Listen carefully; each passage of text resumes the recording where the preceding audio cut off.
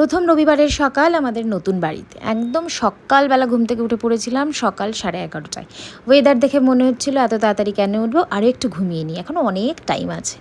উঠেই তারপর কফি করলাম, কারণ কফিটা তো খেতে হবে। সৌরভের অপেক্ষা করলে দুপুর দুটোতেও কফি জুটবে না, কারণ ওর আগে রোজ বলতো যে নতুন বাড়িটা হয়ে গেলে আমি ম্যাক্সিমাম দিন সকালটা কফি আমিই করবো, কিন্তু এখনও অবধিও সেটা করে উঠতে পারিনি। যদি ওর ভরসায় বসে থাকতাম আজও কফি খাওয়া আমার হতো না। তারপর ওর মনে হলো ম্যাগি খাবে।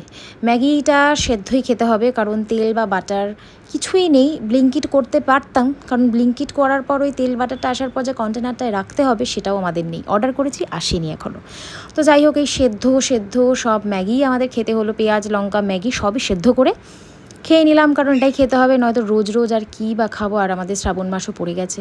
তারপর ঘর পরিষ্কার করতে লাগলাম।